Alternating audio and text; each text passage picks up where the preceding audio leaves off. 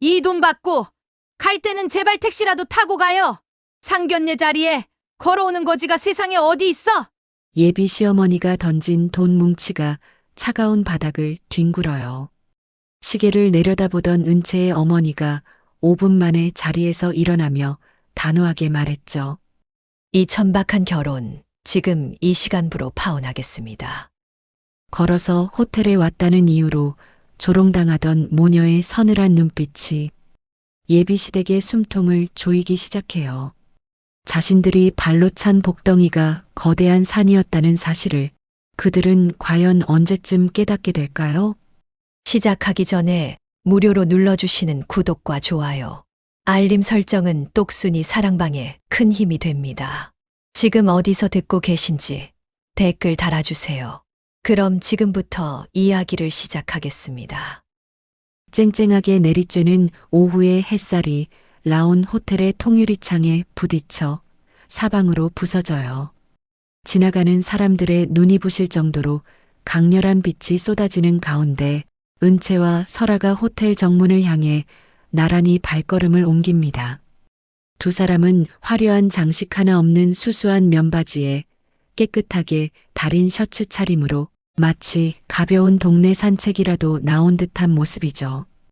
은채가 이마에 맺힌 땀방울을 손수건으로 닦아내며 엄마인 설아의 팔짱을 꼭 껴요. 은채는 긴장한 기색이 역력한 목소리로 옆을 보며 말했습니다.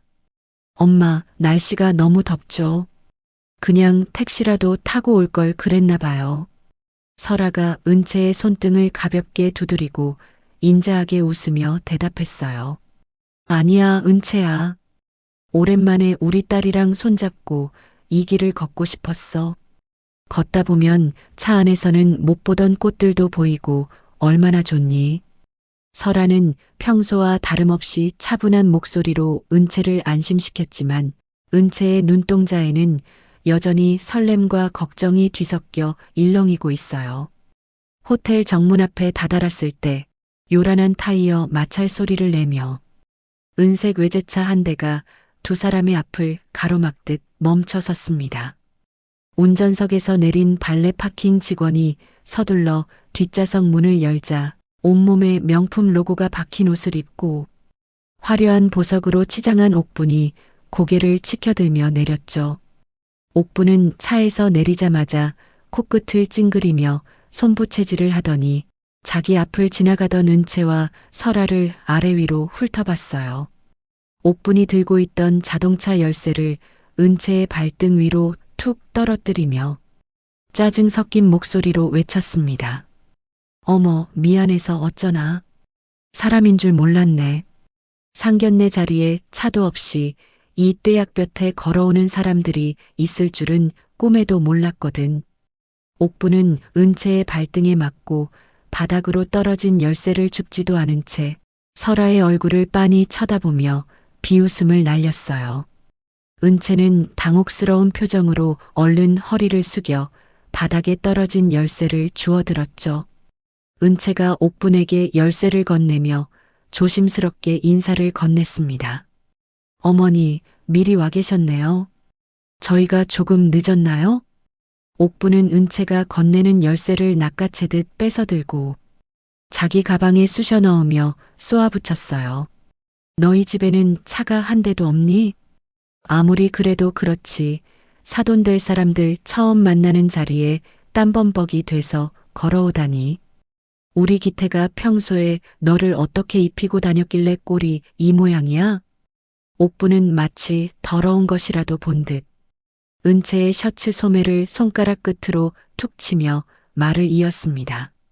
설아는 옥분의 무례한 행동에도 눈 하나 깜짝하지 않고 조용히 지켜봤죠.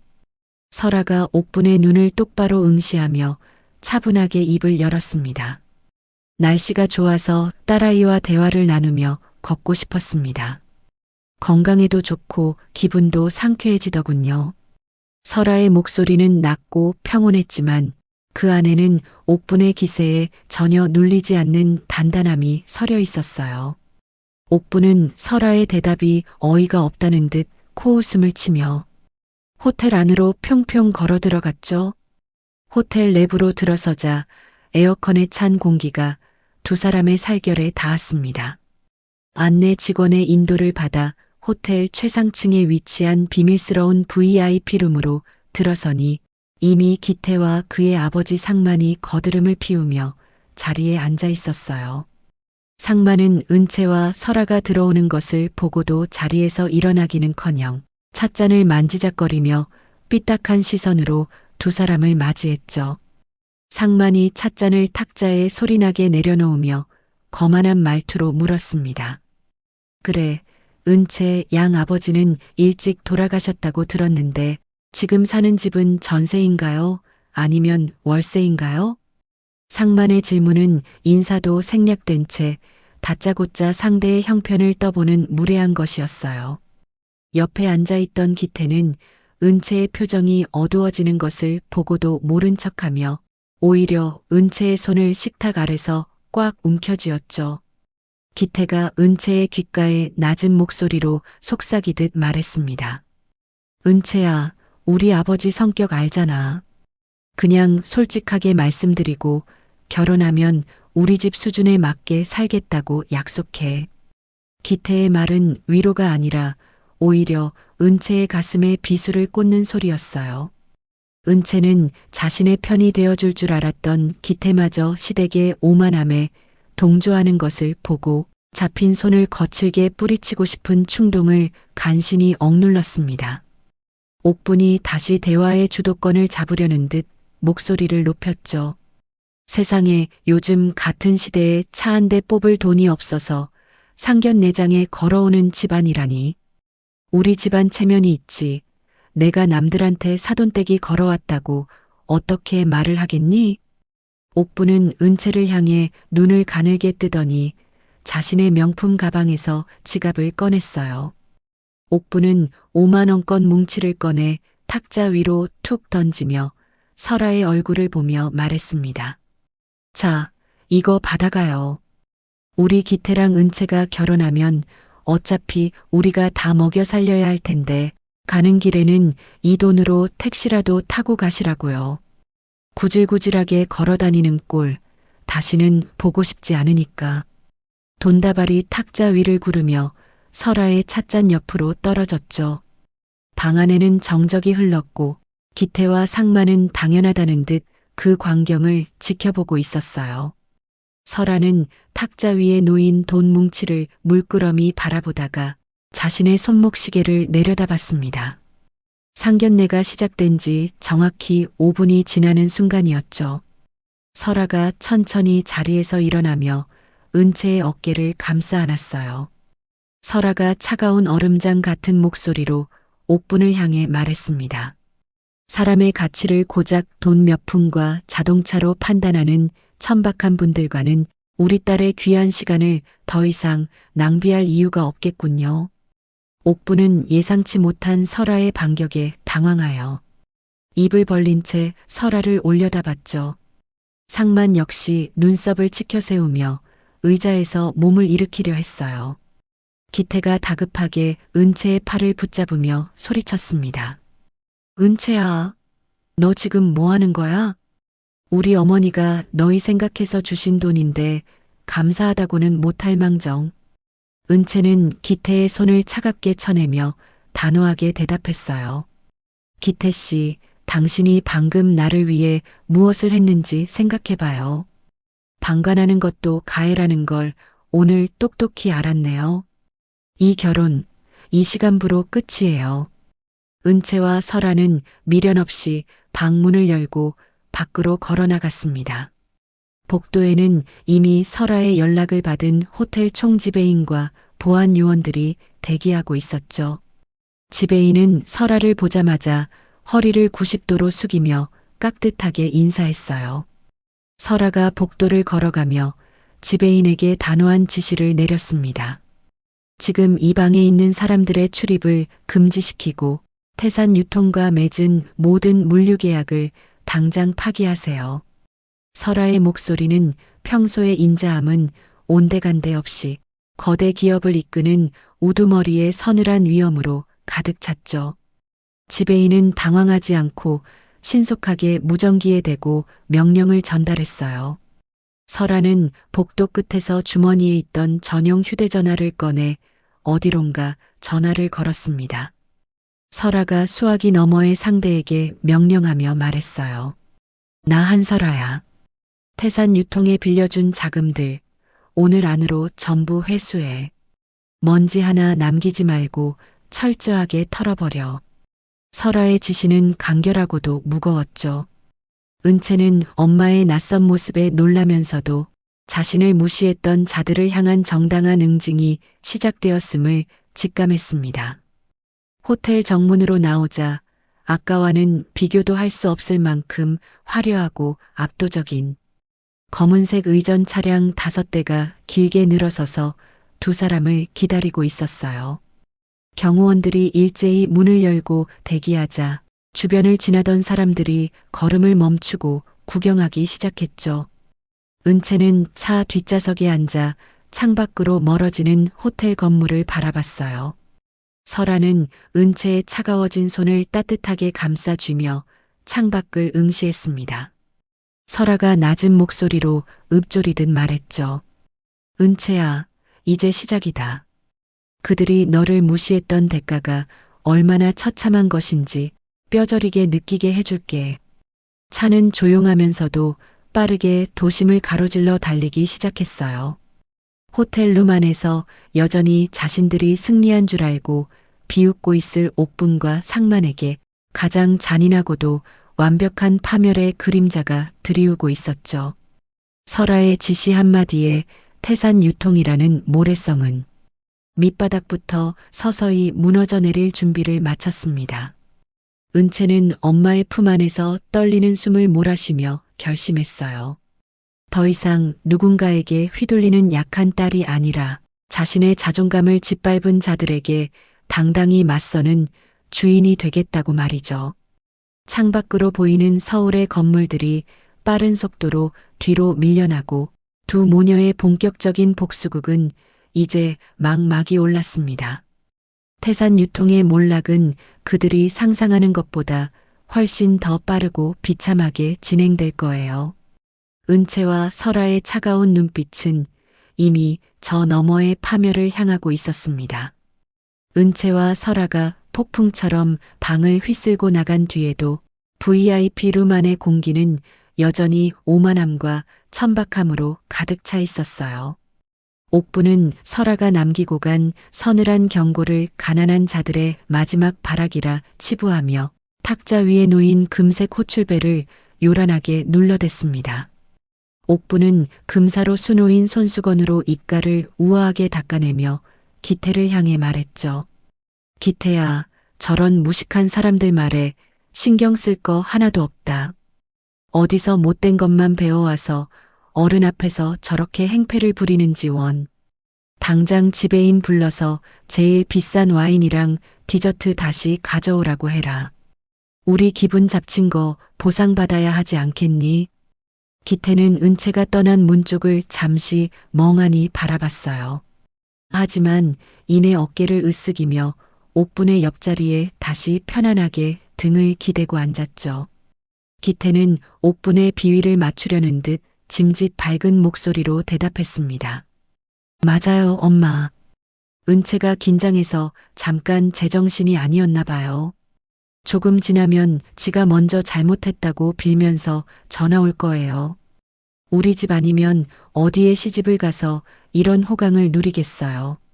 아마 지금쯤 호텔 로비에서 후회하면서 울고 있을걸요. 상만 역시 콧방귀를 뀌며 찻잔을 들어 올렸어요. 상만이 기태의 말을 거들며 거드름을 피웠죠. 내 말이 그 말이다. 은채, 저 아이, 우리 기태 없으면 당장 내일 먹고 살 걱정이나 해야 할 텐데. 사람이 분수를 알아야지 감히 누구 앞에서 파혼 소리를 입에 올려. 세 사람이 다시 승리감에 도취하여 웃음을 터뜨리던 그때였습니다. 구석 자리에 놓아두었던 상만의 휴대전화가 진동음을 내며 요란하게 울리기 시작했어요. 상만은 미간을 찌푸리며 전화를 확인하더니 이내 얼굴색이 흑빛으로 변하며 자리에서 벌떡 일어났죠. 상만이 바들바들 떨리는 손으로 전화를 고쳐 잡으며 다급하게 외쳤습니다. 그게 무슨 소리야? 은행에서 대출 연장을 안 해주다니. 당장 내일이 만기인데 지금 원금을 전부 갚으라는 게 말이 돼? 지점장 연결해. 당장 지점장 바꾸란 말이야. 상만의 고함이 방 안에 날카롭게 울려 퍼지자 옥분과 기태의 웃음소리가 뚝 끊겼어요.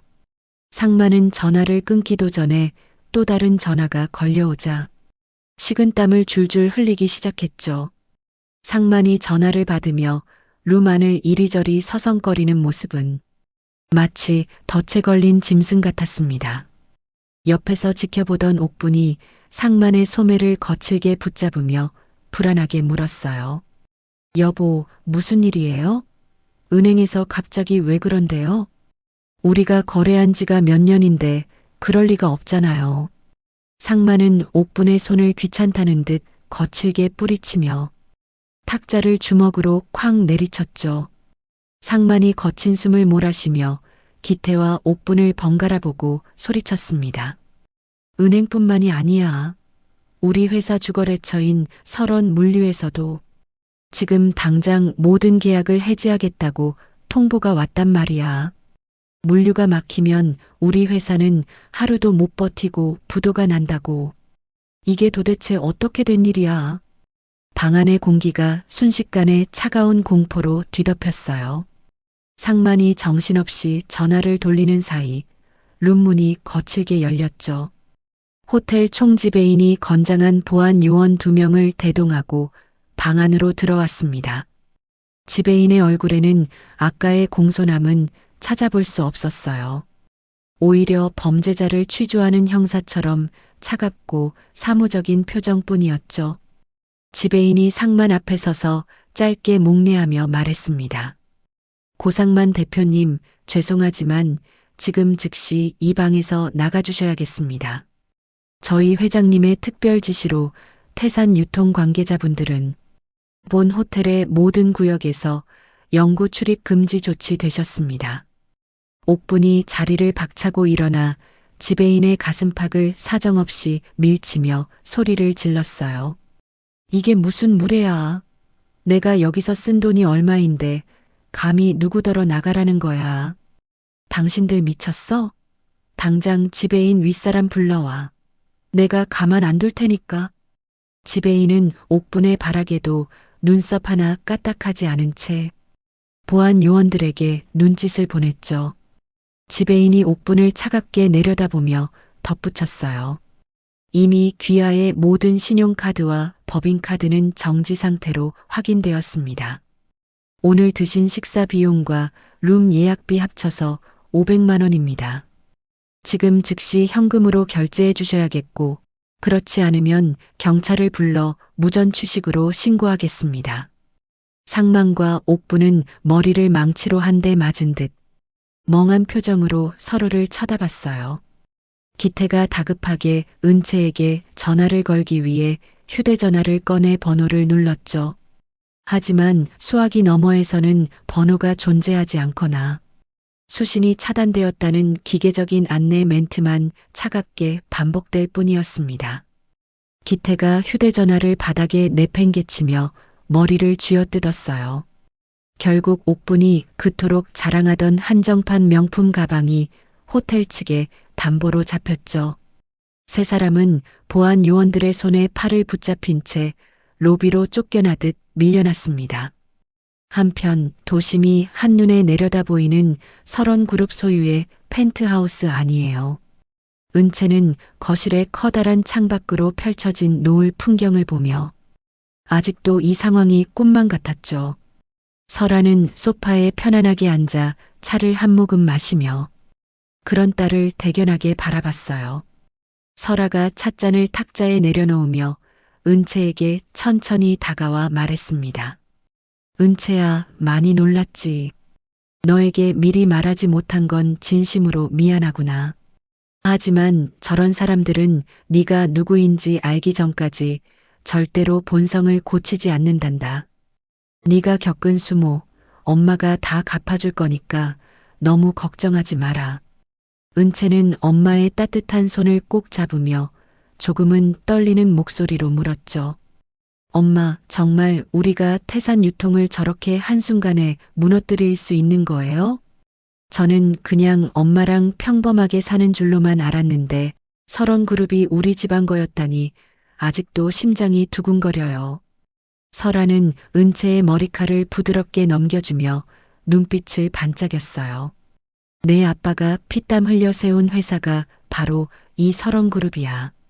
태산유통은 우리 물류 시스템 없이는 물건 하나 못 파는 작은 하청업체에 불과하단다.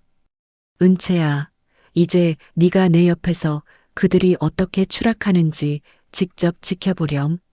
사람을 업신여긴 대가가 얼마나 무거운지 똑똑히 보여줄 테니까. 다음 날 오후 화려한 명품관이 밀집한 백화점 입구입니다. 옥부는 어제의 수모를 잊으려는 듯 남은 자존심을 세우려 평소 자주 찾던 매장으로 들어갔죠. 옥부는 직원에게 진열된 수천만 원짜리 코트를 가리키며 거만하게 카드를 내밀었어요. 하지만 점원은 난처한 표정으로 단말기를 확인하더니 옥분에게 카드를 돌려줬습니다. 점원이 고개를 숙이며 옥분에게 조심스럽게 말했어요. 사모님, 죄송합니다만 이 카드는 거래 정지된 카드라고 나오네요. 혹시 다른 카드가 있으시면 그것으로 도와드릴까요? 옥분은 얼굴이 벌겋게 달아올라 가방 안에 모든 카드를 꺼내 점원의 얼굴 앞으로 던지듯 내밀었죠. 하지만 내놓는 카드마다 연달아 결제가 거부된다는 기계음만 매장에 울려 퍼졌어요. 매장 안에 다른 손님들이 옥분을 힐끔거리며 입을 가리고 수군거리기 시작했습니다. 옥분은 백화점 한복판에서 소리를 지르며 난동을 부리기 시작했죠. 그럴 리가 없어. 이게 다 그 가난뱅이 모녀가 나한테 저주를 걸어서 그런 거야. 당신들 내가 누군지 몰라? 나 태산 유통 사모님이야. 당장 결제해. 비슷한 시각 기태는 은채가 다니던 회사를 찾아가 로비에서 고함을 쳤어요. 기태는 은채가 나타나면 무릎이라도 꿇려 사과하게 만들고 다시 붙잡아서 집안을 살려내라고 협박할 작정이었죠. 하지만 은채의 팀장이 보안 요원들과 함께 내려와 차가운 얼굴로 기태를 가로막으며 말했습니다. 고기태 씨, 강은채 대리는 이미 어제 날짜로 사직서를 제출하고 퇴사했습니다. 그리고 우리 회사 기술 기밀을 당신네 회사로 빼돌리려 한 정황이 포착되었어요. 법무팀에서 당신네 회사를 고소할 예정이니 다시는 이곳에 발붙일 생각 마세요. 기태는 허탈한 표정으로 회사 건물 밖으로 질질 끌려나갔죠. 하늘에서는 예보에도 없던 차가운 빗줄기가 쏟아지기 시작했어요. 상마는 사무실에서 걸려오는 빚쟁이들의 전화를 받지 못한 채 책상 밑으로 몸을 숨기며 이빨을 부딪히며 부들부들 떨고 있었습니다. 그들의 화려했던 삶은 마치 빗물에 젖은 종이장처럼 속절없이 무너져 내리고 있었죠. 설아의 지시를 받은 법무팀은 이미 태산 유통의 장부를 낱낱이 파헤치고 있었어요. 언론사 사회부 기자들에게는 태산 유통의 하도급 갑질과 수년간 저질러온 세금 포탈 정황이 담긴 문건들이 익명으로 배달되었습니다. 은채는 설원그룹 본사 꼭대기층 집무실에서 그 모든 광경을 모니터로 지켜봤죠. 은채는 자신이 그토록 사랑한다고 믿었던 기태가 비에 젖은 채 초라하게 걷고 있는 뉴스 기사를 보며 입술을 지그시 깨물었어요. 어제까지만 해도 차 없이 걸어오는 자신들을 거지라며 비웃던 예비시댁 식구들이었습니다. 이제 그들은 외제차 한 대 굴릴 여유조차 사라진 채 차가운 빗속을 정처 없이 헤매는 진짜 거지의 처지가 되었죠. 설아는 딸의 어깨 위에 손을 올리며 창밖에 거센 빗줄기를 바라봤어요. 설아가 차분하면서도 단호한 어조로 은채에게 속삭였습니다. 은채야, 이제 겨우 시작이란다. 자신들이 발로 찬 게 단순한 사람이 아니라 거대한 산이었다는 걸 살점 하나하나가 떨어져 나가는 고통 속에서 뼈저리게 깨닫게 될 거다. 그들이 우리 앞에 와서 피눈물을 흘리며 빌 때까지 절대로 멈추지 않을 거야. 빗줄기는 점점 더 굵어져 도심의 모든 소음을 집어삼킬 듯 쏟아졌죠. 상견례장 호텔방에서 시작된 작은 분노의 불꽃은 어느새 태산 유통이라는 거대한 악을 태워버릴 맹렬한 불길이 되어 타오르고 있었어요. 은채와 설아의 눈동자에는 슬픔 대신 차가운 정의의 불꽃이 일렁였습니다. 졸부들의 몰락을 알리는 전주곡은 이제 막 웅장한 소리를 내며 시작되었죠. 세상은 다시 한번 주인이 누구인지 똑똑히 알게 될 거예요. 도심 외곽의 낡고 어두운 건물 지하에는 자욱한 담배 연기가 안개처럼 깔려 있어요. 한때 촉망받는 기업의 후계자였던 기태는 이제 구겨진 와이셔츠 차림으로 낡은 가죽 소파 끝에 걸터 앉아 연신 손톱을 깨물고 있습니다. 방 안쪽에서 육중한 의자가 천천히 돌아가며 얼굴에 깊은 흉터가 있는 사채업계의 대부 마석구가 모습을 드러냈죠. 마석구는 길게 타들어가는 담배를 재떨이에 비벼 끄며 기태를 빤히 응시했어요. 마석구가 가래 끓는 목소리로 비릿한 웃음을 지으며 물었습니다. 고기태 씨, 우리 같은 사람들은 냄새를 아주 잘 맡거든. 지금 당신 몸에서 나는 이 지독한 패배의 냄새 말이야. 그래, 그 잘나가던 태산 유통이 하루아침에 무너지니까 앞이 캄캄한가.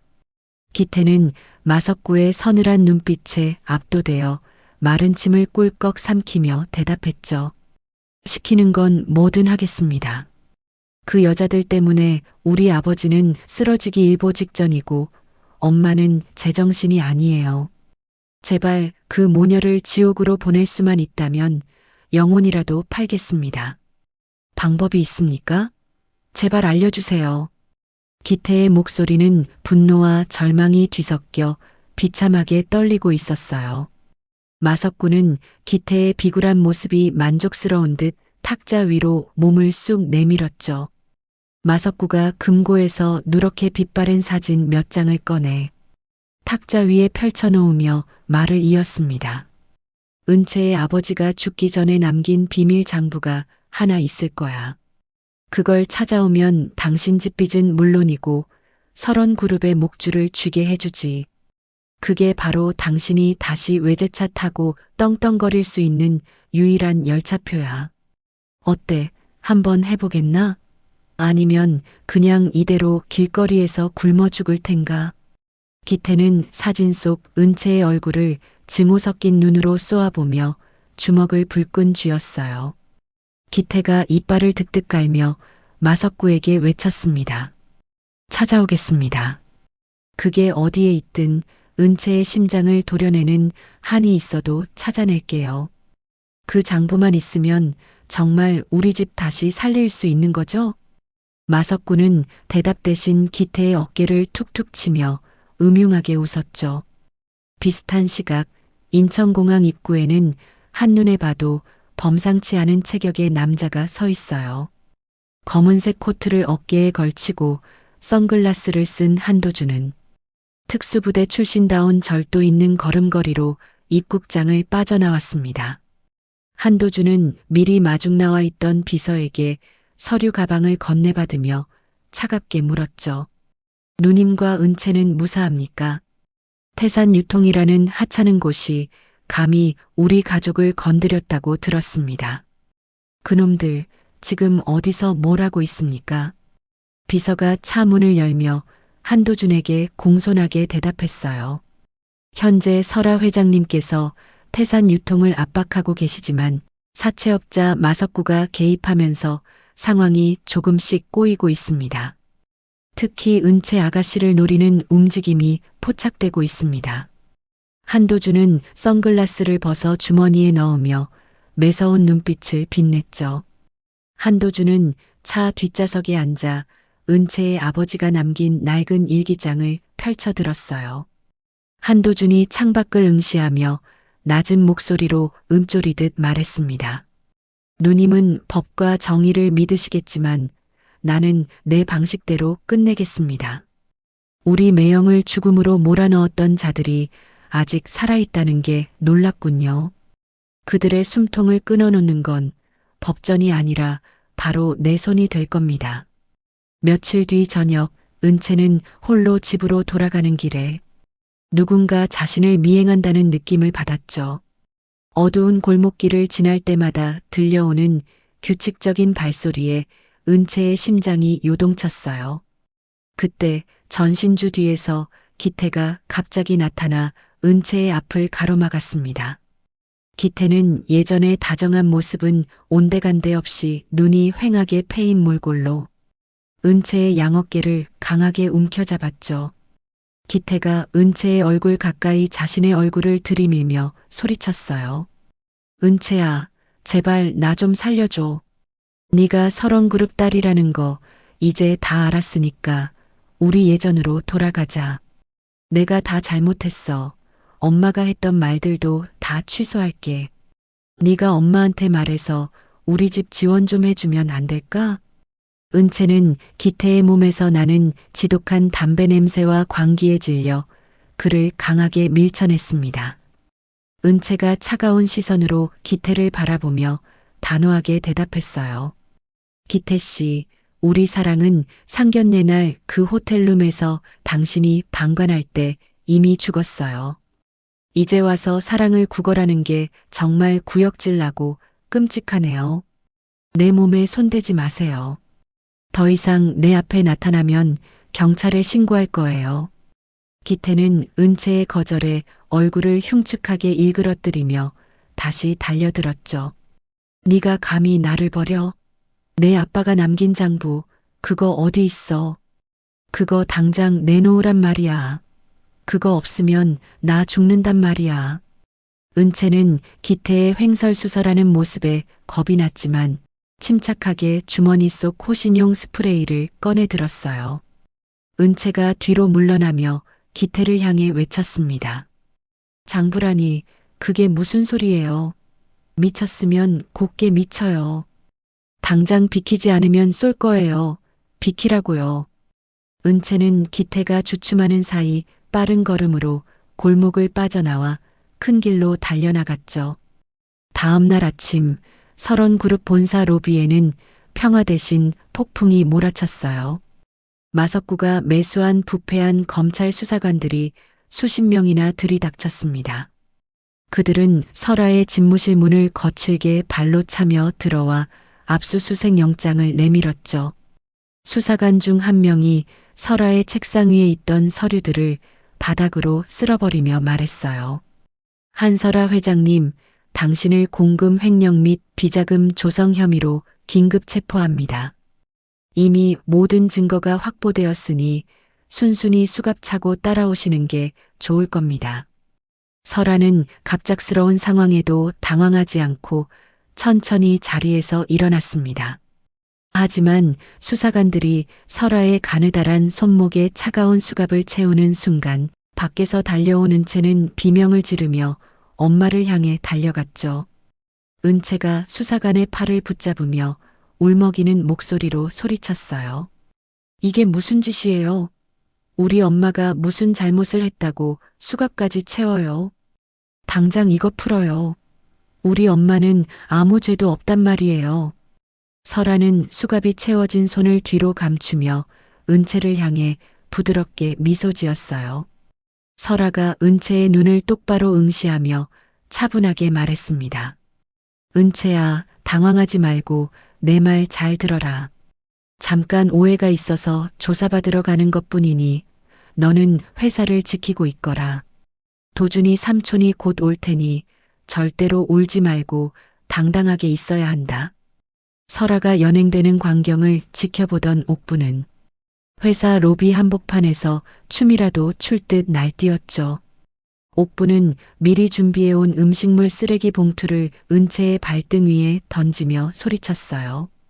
이 도둑년들아, 남의 집안 풍비박산 내더니 꼴 좋다. 너희 엄마 감옥에서 평생 썩게 될 테니까 너도 각오해라. 이게 다 우리 기태 눈에서 피눈물 나게 한 대가니까 똑똑히 기억해. 옥분의 폭언에 주변 직원들이 수군거리기 시작했고 은채는 수치심에 몸을 떨었습니다. 그때 뒤에서 나타난 한도준이 은채의 어깨를 묵직하게 감싸쥐었죠.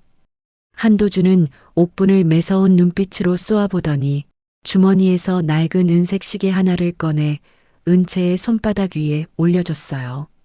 한도준이 은채의 귓가에 낮은 목소리로 속삭이며 말했습니다. 은채야, 이건 내 아빠가 생전에 가장 아끼던 시계다. 어떤 시련이 와도 멈추지 말고 앞으로 나아가라는 뜻으로 내게 맡기신 거야. 삼촌이 왔으니 이제 네가 올 차례는 끝났다. 저 무례한 여편네와 그 아들놈이 지옥 구경을 하게 해주마. 한도준은 옥분에게 다가가 차가운 목소리로 경고했죠. 입 조심하십시오. 그 입에서 나오는 오물들이 조만간 당신의 목을 조르게 될 겁니다. 지금 당장 여기서 꺼지지 않으면 법이고 뭐고 내 방식대로 처리하겠습니다. 한도준의 살벌한 기세에 눌린 옥분은 웅얼거리며 도망치듯 회사를 빠져나갔어요.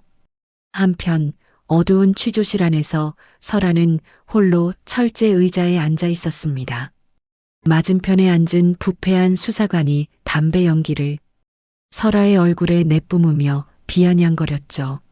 한 회장님, 이제 그만 포기하고 실토하시죠. 마석구 씨가 이미 당신의 비자금 장부를 다 제출했어요. 당신이 죽은 남편 명의로 돈 세탁했다는 거 우리가 모를 줄 압니까? 순순히 불면 형량이라도 줄여줄 텐데 왜 이렇게 고집을 부려요? 설아는 얼굴에 닿는 담배 연기에도 미동도 하지 않고 수사관을 빤히 쳐다봤어요. 설아가 입가에 옅은 미소를 띠며 차분하게 대답했습니다. 수사관님, 사냥개는 주인을 잘 골라야 하는 법입니다. 지금 당신이 물고 있는 게 고기가 아니라 뜨거운 숯덩이라는 걸 곧 알게 될 텐데 그때 가서 입안이 다 타버려도 나를 원망하지 마십시오. 내 딸과 동생이 지금 밖에서 당신의 목줄을 찾고 있을 테니까요. 설아의 목소리는 취조실의 차가운 벽에 부딪혀 서늘하게 울려 퍼졌죠. 밖에서는 마석구가 기태를 옆에 끼고 비릿한 웃음을 지으며 설원그룹의 주가가 폭락하는 전광판 화면을 지켜보고 있었어요. 기태는 이제 다 끝났다며 샴페인을 터뜨리려 했지만 마석구의 눈은 이미 설원그룹이라는 거대한 먹잇감을 통째로 삼킬 탐욕으로 번들거렸습니다. 보이지 않는 곳에서 한도준과 은채의 반격이 시작되고 있다는 사실을 그들은 아직 꿈에도 모른 채 승리의 축배를 들 준비를 하고 있었죠. 어두운 구름이 설원그룹 위를 덮고 있었지만 그 구름 뒤에는 더 강력한 번개를 품은 폭풍우가 태산 유통을 향해 몰려오고 있었어요. 은채는 아빠의 시계를 꽉 움켜쥐며 결연한 눈빛으로 창밖을 바라봤습니다. 엄마인 설아가 수갑을 찬 채 검찰청 안으로 끌려 들어간 뒤 은채는 차가운 대리석 복도 의자에 홀로 앉아 끊임없이 떨리는 손을 맞잡았어요. 복도 끝에서 불어오는 서늘한 바람은 은채의 얇은 셔츠를 파고들었고 유리창을 때리는 빗소리는 마치 은채의 심장을 채찍질하는 소리처럼 들려왔습니다. 은채는 절망적인 마음으로 고개를 떨군 채 아빠가 남겨주신 시계의 초침 소리에만 집중하며 간절히 기도를 올렸죠. 그때 멀리서 낡은 운동화가 바닥을 구르는 소리가 들리더니 누군가 은채의 어깨 위에 따뜻한 외투를 덮어주며 곁에 앉았어요. 은채가 고개를 들자 그곳에는 어린 시절 은채를 지켜주겠노라 약속했던 초등학교 동창이자 천재적인 해커로 성장한 제이가 서 있었습니다. 제이가 은채의 젖은 머리카락을 조심스럽게 쓸어 넘겨주며 낮은 목소리로 속삭였죠. 은채야, 늦어서 미안해. 내 소식 듣자마자 마석구 그 인간이 쓰는 서버부터 통째로 털어버렸어. 너까지 기운 잃으면 설아 아주머니는 정말 큰일 나. 내가 찾은 거 한번 볼래? 이게 바로 네가 기다리던 희망이 될 거야. 은채는 제이가 건네는 캔커피의 온기를 느끼며 억눌렀던 눈물을 터뜨렸어요. 은채가 제이의 소매를 붙잡으며 간절한 눈빛으로 대답했습니다. 제이야, 정말 고마워. 나 정말 아무것도 못하고 엄마가 죄인 취급받는 걸 지켜만 봐야 하는 줄 알았어. 우리 엄마 평생 남한테 해끼친 적 없는 분인 거 너도 잘 알잖아. 마석구랑 그 예비시댁 식구들, 내가 절대로 가만두지 않을 거야. 그들이 꾸민 이 추악한 연극을 내가 직접 끝내버리고 싶어. 제이는 자신의 노트북을 펼쳐 은채의 눈앞에 가져다 대며 자신만만한 미소를 지었죠. 화면에는 마석구와 태산 유통의 고상만이 주고받은 은밀한 문자 메시지와 비자금 세탁 경로가 복잡한 그물망처럼 얽혀 있었어요. 제이가 화면 속 특정 문구를 가리키며 손가락으로 툭툭 치며 설명했습니다. 이것 봐, 마석구가 수사관들에게 뇌물을 먹인 날짜랑 계좌번호까지 다 잡혔어. 그리고 설아 아주머니에게 덮어 씌운 횡령 장부가 사실은 마석구가 가짜로 만든 파일이라는 증거도 확보했지. 이걸 검찰에 들이밀면 아주머니는 지금 당장이라도 걸어 나오실 수 있어. 은채는 제이의 노트북 화면을 뚫어지게 바라보며 입술을 지그시 깨물었죠. 그때 검사실 문이 열리며 한도준이 굳은 표정으로 걸어 나왔어요. 은채가 다급하게 자리에서 일어나 한도준의 앞을 가로막으며 물었습니다. 삼촌, 엄마는요? 엄마 어떻게 되는 거예요? 여기 제이가 찾은 증거들이 다 있어요. 마석구가 가짜 장부를 만들어서 엄마를 함정에 빠뜨린 거래요. 한도준은 제이가 보여주는 자료들을 꼼꼼하게 훑어보더니 매서운 눈빛을 빛내며 이동식 저장 장치를 건네받았죠. 한도준이 은채의 떨리는 어깨를 묵직한 손으로 다독이며 말했어요. 은채야, 고생 많았다. 제이 군도 정말 대단한 일을 해냈군. 이 자료라면 부패한 검사놈들의 입을 다물게 하는 수준이 아니라 그놈들 목줄까지 한꺼번에 날려버릴 수 있겠어. 내가 지금 당장 차장검사 방으로 가서 단판을 지을 테니 너는 여기서 엄마 맞이할 준비나 하고 있거라. 한도준은 자료를 들고 다시 검사실 안으로 당당하게 걸어 들어갔습니다. 잠시 뒤 안에서 고성이 오가더니 수사관들이 당황하며 서류 뭉치를 들고 분주하게 움직이는 소리가 복도까지 새어나왔죠. 은채는 기적 같은 상황에 가슴을 쓸어내리며 제이의 손을 꼭 잡았어요. 얼마나 시간이 흘렀을까 굳게 닫혔던 철문이 열리며 수척해진 모습의 설아가 교도관의 안내를 받으며 밖으로 걸어 나왔습니다. 은채는 비명을 지르며 엄마를 향해 달려가 품에 안겼죠. 엄마, 정말 괜찮은 거예요? 나 정말 엄마 잘못되는 줄 알고 얼마나 무서웠는지 몰라요. 제이랑 삼촌이 증거 다 찾아서 이제 다 해결됐어요. 설아는 은채의 등을 부드럽게 쓸어내리며 깊은 안도의 한숨을 내쉬었어요. 설아가 은채의 얼굴에 묻은 눈물을 닦아주며 차분하게 말했습니다. 그래, 은채야. 삼촌이랑 내 친구 덕분에 무사히 풀려났구나.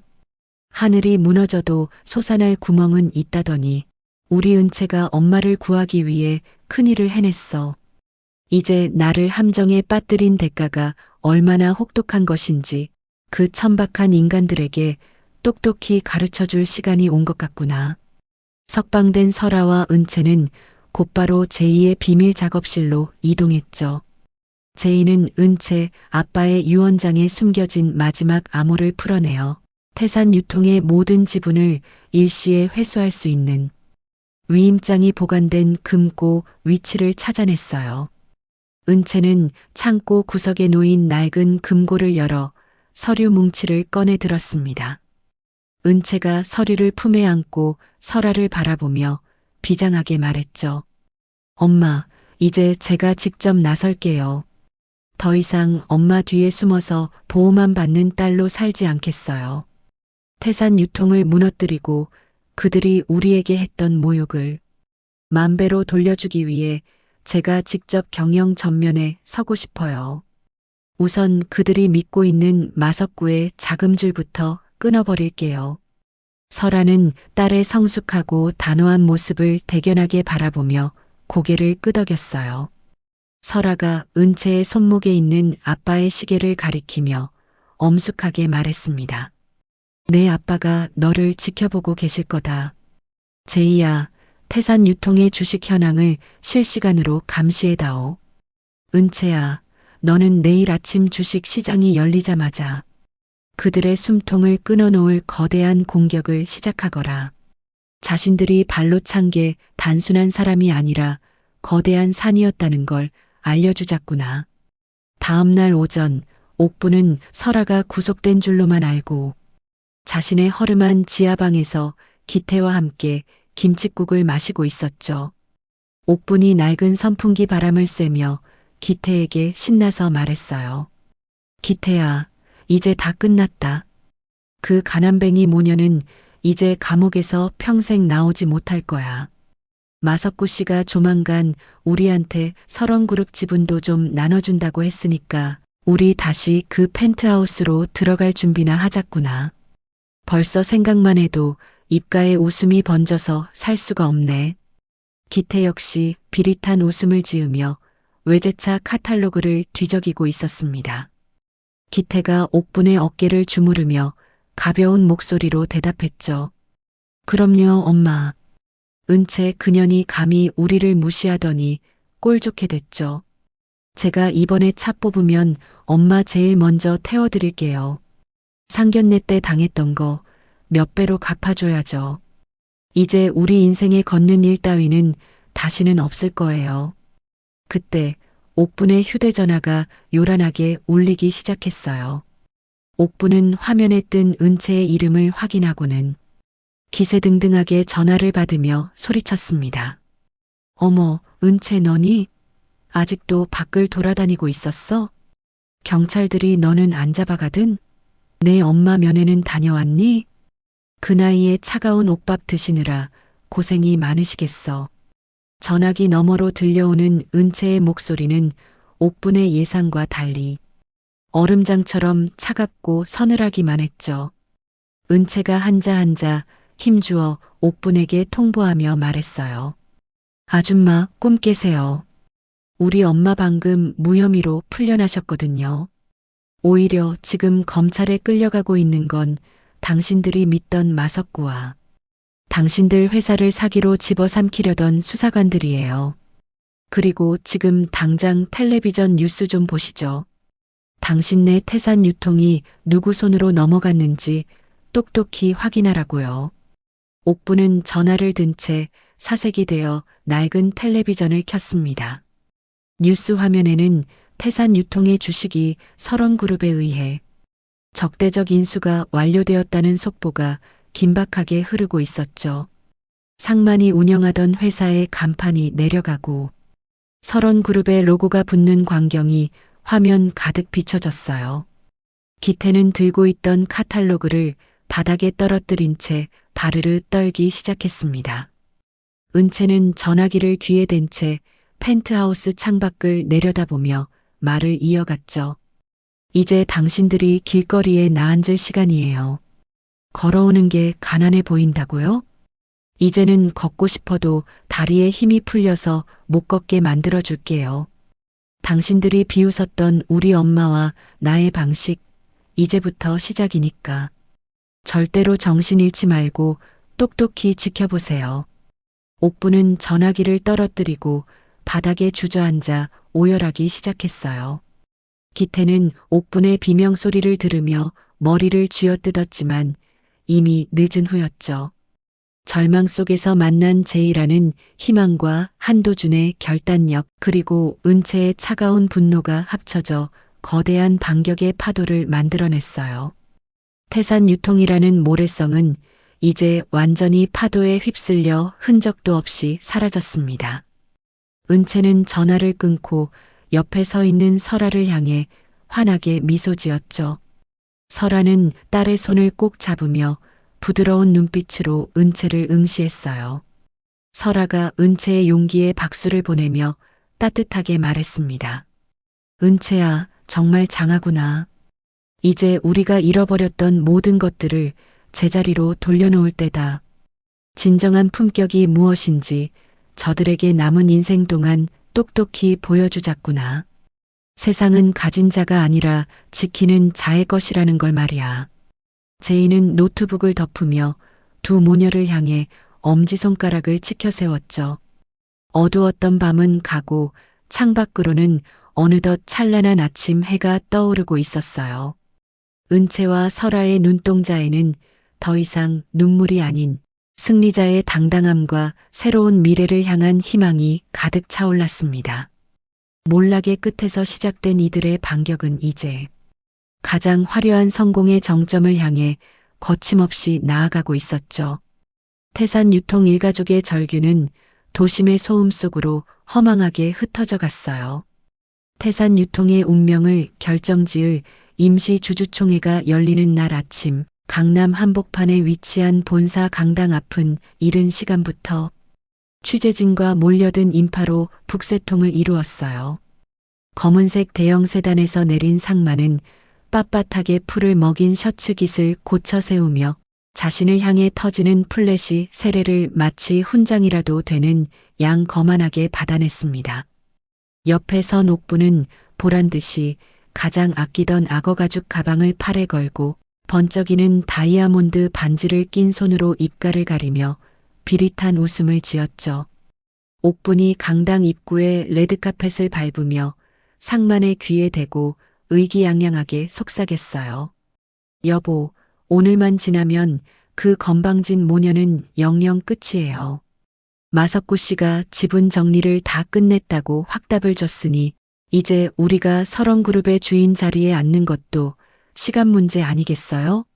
상만이 구두 굽소리를 요란하게 내며 강당 안으로 위풍당당하게 들어서며 대답했습니다.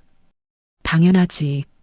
감히 우리 태산 유통을 건드린 대가가 얼마나 무서운 것인지 오늘 이 자리에 모인 주주들 앞에서 똑똑히 본때를 보여줄 거야.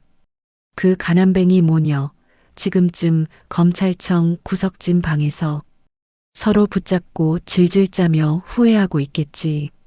상만과 옥부는 강당 정중앙에 마련된 상석에 앉아 자신들을 지켜보는 주주들을 향해 마치 왕이라도 된 듯 거만한 시선을 보냈죠. 하지만 주총 시작을 알리는 종소리가 날카롭게 울려 퍼지는 순간 강당 뒷문이 부서질 듯 활짝 열리며 은채가 당당한 발걸음으로 들어섰어요. 은채는 상견례 때의 수수했던 모습은 흔적조차 찾을 수 없을 만큼 최고급 남색 정장에 아빠의 유품인 은색 시계를 차고 좌중을 압도하는 기운을 내뿜었습니다. 은채가 수많은 사람의 시선을 한몸에 받으며 단상 위로 성큼성큼 올라가 마이크를 잡았죠. 은채가 상만과 옥분을 뚫어지게 노려보며 단호한 목소리로 외쳤어요. 태산 유통의 주주 여러분, 그리고 관계자 여러분, 안녕하십니까? 저는 오늘 설원그룹의 공식 대리인이자 태산 유통의 지분 51%를 확보한 최대 주주로서 이 자리에 섰습니다. 강당 안은 순식간에 찬물을 끼얹은 듯 정적이 감돌았고 상만은 믿기지 않는 소리에 얼굴이 붉게 달아올라 자리에서 벌떡 일어났어요. 상만이 덜덜 떨리는 손가락으로 은채를 가리키며 삿대질을 하고 소리를 질렀습니다. 네가 여기가 어디라고 감히 나타나서 헛소리를 짓거려. 지분 51%라니 그게 가당키나 한 소리냐. 보안 요원들, 저 미친년이 주총장을 어지럽히고 있는데 당장 끌어내지 않고 뭐 하는 거야. 은채는 상만의 고함에도 눈 하나 깜짝하지 않고 여유롭게 리모컨을 눌렀죠. 강당 중앙의 대형 화면에는 상만이 그동안 저질러온 이중 장부 기록과 하청업체들을 압박해 비자금을 조성했던 정황들이 낱낱이 공개되었어요. 은채가 당황해서 어쩔 줄 모르는 상만을 향해 비릿한 미소를 지으며 말했습니다. 고상만 씨, 당신의 추악한 시대는 정확히 10분 전에 끝났습니다. 이미 이 사진의 과반수가 당신의 대표이사 해임안에 서명했고, 저는 오늘부로 태산 유통의 모든 경영권을 설원그룹으로 귀속시킬 것을 선언합니다. 당신이 남의 눈에 피눈물 흘리게 하며 쌓아올린 이 가짜 성, 오늘 제 손으로 직접 무너뜨려 드렸습니다. 옥부는 눈앞에서 펼쳐지는 광경이 꿈인 듯 머리를 감싸 쥐다가 이내 이성을 잃고 비명을 지르며 은채를 향해 달려들었죠. 옥분이 은채의 머리채를 잡으려 손을 뻗으며 악에 받쳐 비명을 질렀어요. 이 독한 년아, 네가 감히 우리 집안을 망쳐놓다니. 내 엄마랑 같이 감방에서 썩었어야 할 년이 어떻게 살아 돌아온 거야. 이거 놓으란 말이야. 내 집 돌려내. 대기하고 있던 한도준의 보안팀 요원들이 순식간에 옥분을 가로막아 제압했습니다. 한도준이 옥분의 팔을 뒤로 꺾어 고정하며 서늘한 목소리로 경고했죠. 입 조심하십시오. 지금 이 모든 추태는 실시간으로 녹화되고 있으며 당신이 내뱉는 천박한 말 한마디가 추가 고소의 명확한 증거가 될 겁니다. 조용히 나가는 게 그나마 남은 인간으로서의 도리를 지키는 길일 텐데요. 옥부는 보안 요원들에게 질질 끌려나가며 강당 바닥을 발로 차고 악담을 퍼부었어요. 상만 역시 다리에 힘이 풀려 주저앉아 멍하니 천장만 바라봤고, 그때 강당 뒷문을 열고 들어온 수사관들이 상만의 앞을 가로막았습니다. 형사가 상만의 손목에 차가운 수갑을 채우며 엄중하게 말했죠. 고상만 씨, 당신을 대규모 횡령 및 탈세 혐의로 긴급 체포합니다. 이미 모든 증거는 설원그룹 측으로부터 완벽하게 제출받았습니다. 변호사를 선임할 권리가 있으니 순순히 동행하시죠. 상만은 수갑찬 손을 가리려 애쓰며 비참한 몰락의 길로 끌려나갔어요. 강당 밖에서는 그동안 태산 유통의 갑질에 시달렸던 사장님들이 상만과 옥분을 향해 분노 섞인 소금을 뿌리며 욕설을 퍼부었죠. 모든 소란이 정리된 후 설아는 은채의 손을 따뜻하게 감싸주며 환하게 웃었어요. 설아가 은채의 대견한 모습에 눈시울을 붉히며 다정한 목소리로 속삭였습니다. 은채야, 정말 고생 많았다. 저들이 너를 비웃던 그 호텔방에서 시작된 응어리가 오늘 네가 이룬 이 당당한 승리로 드디어 깨끗하게 씻겨나갔구나. 이제 무거운 짐은 삼촌에게 맡기고 우리 딸이 제일 좋아하는 밥이나 먹으러 가자. 두 모녀는 화려한 호텔 식사 대신 은채가 어릴 적부터 엄마와 자주 가던 낡고 허름한 시장 골목의 국밥집을 찾았죠. 김이 모락모락 나는 뜨거운 국밥 두 그릇을 가운데 두고 앉아 은채와 설아는 그동안의 긴장감을 내려놓고 맛있게 수저를 들었어요. 은채가 고기 한 점을 듬뿍 떠서 엄마의 숟가락 위에 올려주며 밝게 웃었습니다. 엄마, 비싼 스테이크보다 이 뜨끈한 국밥이 100배는 더 맛있네요. 오늘 상만이랑 옥분이 표정 보셨어요? 자신들이 믿었던 세상이 무너지는 걸 보는 표정이 정말 속이 다 시원하더라고요. 설아가 국밥 국물을 한 모금 들이키고 깊은 안도의 한숨을 내쉬며 대답했죠. 그래, 사람을 외모와 차 한 대로만 판단하던 그들에게는 오늘의 몰락이 평생 뼈에 사무치는 교훈이 되었을 거다. 은채야, 진정한 복수는 그들을 파멸시키는 것으로 끝나는 게 아니야. 네가 그들보다 훨씬 더 품격 있고 행복하게 사는 모습을 보여주는 게 진짜 승리란다. 식사를 마친 두 사람은 제이와 만나 향후 자산 처리 계획을 논의했어요. 제이가 노트북 화면에 태산 유통에 남은 자산 처분 리스트를 띄우며 말했습니다. 은채야, 상만이네 집이랑 그동안 사들였던 외제차들 전부 압류 들어갔어.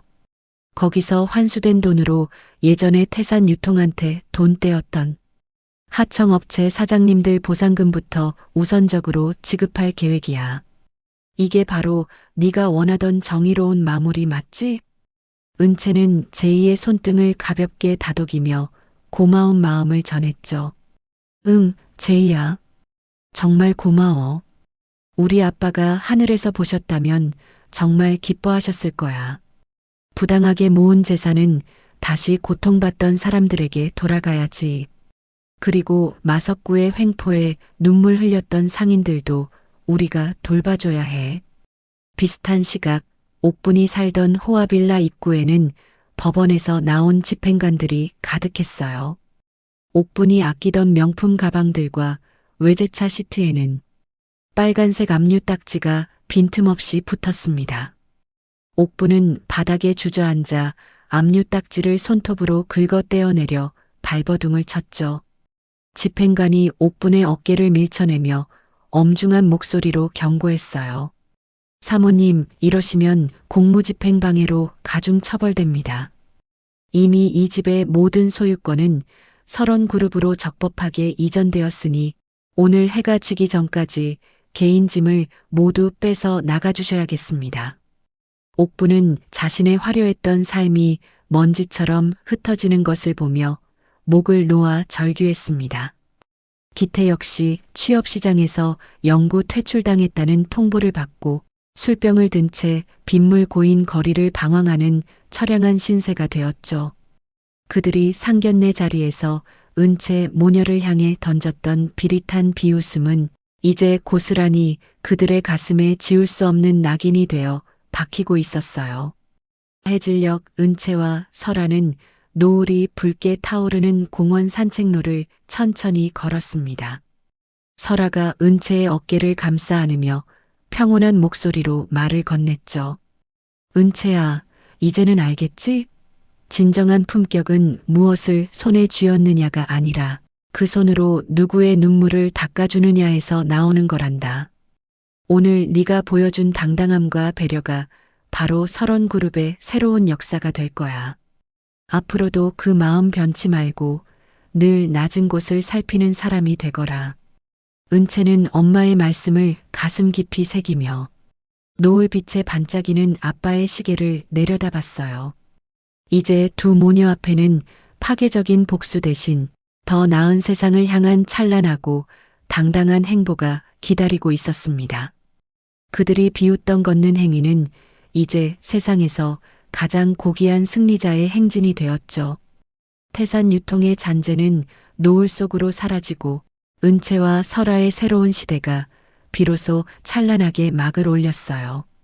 두 사람의 얼굴에는 세상 그 무엇보다 값진 진실한 승자의 미소가 피어올랐습니다. 모든 폭풍우가 지나가고 평온한 일상이 찾아온 듯했던 한 달 뒤의 어느 새벽이에요. 승리의 기쁨에 취해 방심하고 있던 은채의 일상 위로 다시금 시커먼 죽음의 먹구름이 소리 없이 몰려들기 시작했습니다. 도심 외곽에 버려진 지하 창고, 곰팡이 냄새가 진동하는 어둠 속에서 감옥을 탈출해 수배 중이던 마석구가 비릿한 담배 연기를 안개처럼 내뿜고 있어요. 그의 앞에는 며칠째 씻지도 못해 초라한 몰골을 한 옥분과 기태가 마치 유일한 구원자라도 만난 듯 마석구의 바짓가랑이를 붙잡고 매달려 있었죠. 마석구가 가죽 장갑을 낀 손으로 기태의 뺨을 가볍게 툭툭 치며 가래 끓는 목소리로 속삭였어요. 고기태 씨, 억울해서 잠이나 제대로 오겠어? 저 모녀는 지금 펜트하우스에서 스테이크 썰면서 당신들 비웃고 있는데 당신들은 여기서 쥐새끼처럼 컵라면이나 끓여 먹고 있으니 말이야. 내가 마지막 기회를 주려고 하는데 이번에도 겁쟁이처럼 굴면서 도망칠 건가? 기태는 충혈된 눈을 번뜩이며 마석구의 구두 끝을 꽉 움켜쥐었습니다. 기태가 이빨을 득득 깔며 마석구를 향해 처절하게 내뱉었죠. 시키시는 건 무엇이든 하겠습니다. 강은채 그년 때문에 우리 집안이 풍비박산나고 아버지는 감옥에 갔어요. 제 손으로 직접 그년의 목을 조를 수만 있다면 악마한테 영혼이라도 팔겠습니다. 말씀만 하세요, 사장님. 제가 무엇을 하면 되겠습니까? 기태의 목소리에는 예전의 다정함은 흔적도 없이 사라진 채 오직 비뚤어진 복수심과 탐욕만이 가득 차올라 있었어요. 옆에서 지켜보던 옥분 역시 광기 어린 눈빛으로 고개를 세차게 끄덕였죠. 옥분이 헝클어진 머리칼을 뒤로 넘기며 마석구에게 애원하듯 말을 이었어요. 사장님, 제발 우리 좀 살려주세요. 그 모녀만 없애버릴 수 있다면 제가 무슨 짓인들 못하겠어요. 은채 그년이 제일 소중하게 생각하는 게 그 잘난 엄마니까 은채를 미끼로 쓰면 한서라도 제 발로 기어 나올 게 뻔해요. 그때 한꺼번에 숨통을 끊어버리자고요. 제발 제 소원 좀 들어주세요. 마석구는 두 사람의 비참한 몰락이 만들어낸 광기에 만족한 듯 크게 웃음을 터뜨렸습니다. 마석구가 기태의 손에 낡은 대포폰 하나를 쥐어주며 싸늘하게 명령했죠. 좋아. 그럼 지금 당장 은채에게 연락해. 내 엄마가 길거리에서 쓰러져서 위독하다고 거짓말을 하란 말이야. 정이 많은 년이니 분명히 혼자 확인하러 달려올 거다.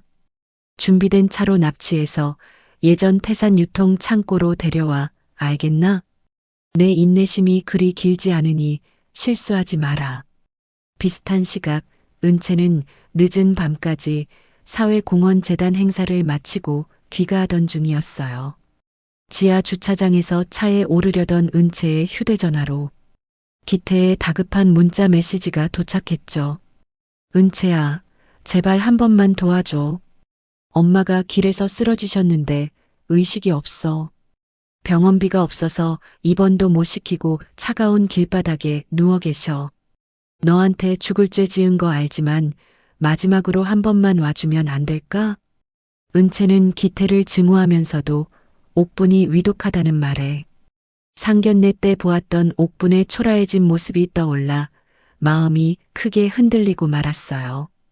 은채가 운전대를 잡으며 불안하게 입술을 깨물고 중얼거렸습니다. 아무리 나쁜 사람들이라도 생명이 위급하다는데 모른 척할 수는 없지. 삼촌한테 연락할까? 아니야, 일단 확인만 하고 바로 돌아오자. 가족 일인데 내가 너무 야박하게 구는 건 아닐까 걱정되네. 은채는 기태가 알려준 도심 외곽의 한적한 골목 어귀로 차를 몰았죠. 하지만 차에서 내리자마자 어둠 속에서 검은 옷을 입은 괴한들이 달려들어 은채의 입을 막았어요. 기태는 근처 전신주 뒤에서 그 광경을 지켜보며 비열한 웃음을 지었습니다. 기태가 발버둥 치는 은채의 귓가에 차갑게 입술을 대고 속삭였죠.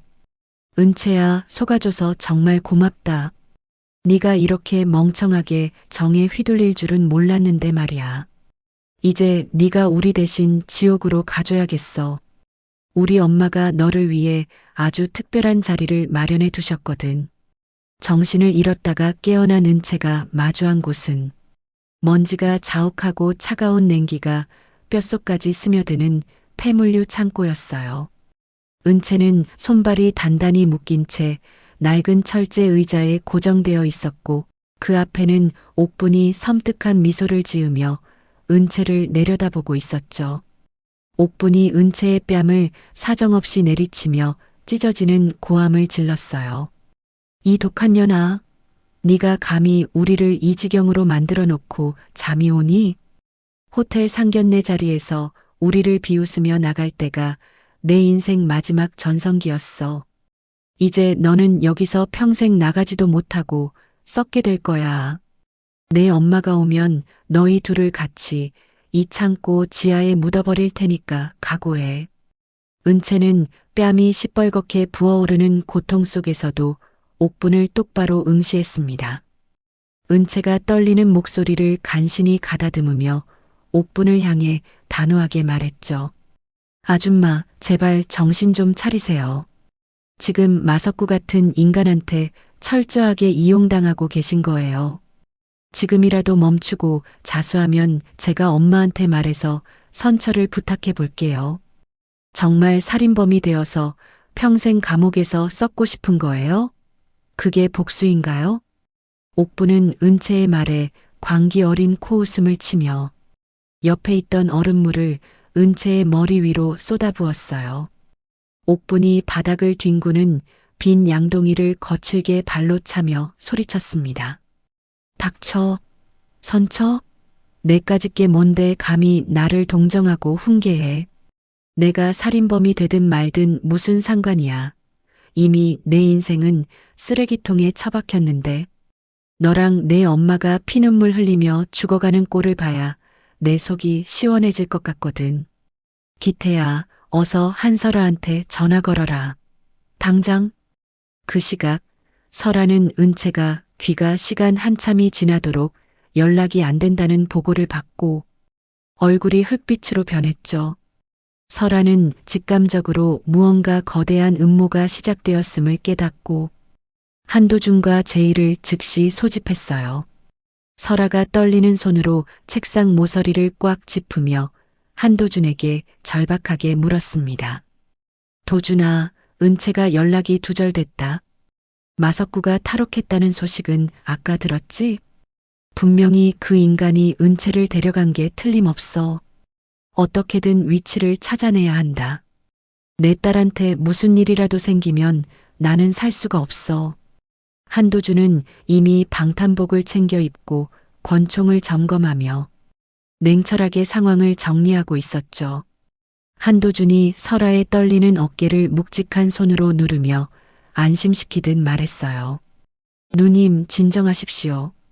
마석구가 은채를 납치했다면 분명히 누님께 연락이 올 겁니다. 돈이든 경영권 포기 각서든 요구할 게 뻔하니까요. 제이야, 은채 시계에 심어둔 정밀 위치 추적기 신호는 잡히고 있나? 제이는 노트북 화면에 뜬 복잡한 위성 지도와 전파 그래프를 보며 미간을 깊게 찌푸렸습니다. 제이가 자판을 쉴 새 없이 두드리며 답답함이 섞인 목소리로 대답했죠. 삼촌, 상황이 좋지 않아요. 마석구 일당이 군사용 전파 방해 장치를 썼나 봐요. 신호가 근처까지는 잡히는데 정확한 좌표가 나오질 않아요. 이 좁은 구역에 창고가 수백 개인데 일일이 뒤지기엔 시간이 너무 부족해요. 드론을 띄워서 근접 신호를 찾는 수밖에 없어요. 그때 설아의 전용 휴대전화로 발신 번호 제한 표시가 뜬 화상 통화 요청이 들어왔어요. 화면 너머에는 결박된 채 차가운 물에 젖어 온몸을 떨고 있는 은채의 처참한 모습이 비춰졌습니다. 마석구의 흉측한 얼굴이 화면 중앙에 나타나며 비릿하게 웃었죠. 한설아 회장님, 따님이 아주 예쁘게 떨고 있네요. 은채를 살리고 싶으면 1시간 내로 경영권 포기 각서랑 해외 비자금 계좌 비밀번호 가지고 혼자서 지정된 장소로 와. 경찰 부르거나 꼼수 부리는 순간 이 창고는 따님과 함께 공중분해될 거니까 선택 잘해. 설아는 화면 속 은채의 고통스러운 표정을 보며 심장이 갈기갈기 찢어지는 아픔을 느꼈어요. 하지만 설아는 울음을 억지로 삼키며 마석구를 향해 서늘한 분노를 담아 대꾸했습니다. 마석구, 네가 원하는 건 결국 돈과 설원그룹의 권력이지?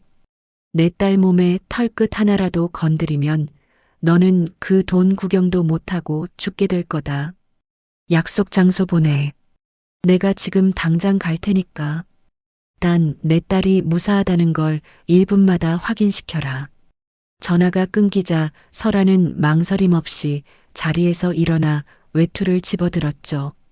한도준이 설아의 앞을 가로막으며 단호하고 단단한 목소리로 말했어요. 누님, 혼자 가시는 건 적들의 아가리 속으로 뛰어드는 자살 행위입니다. 저와 보안팀이 적당한 거리를 두고 뒤를 밟겠습니다.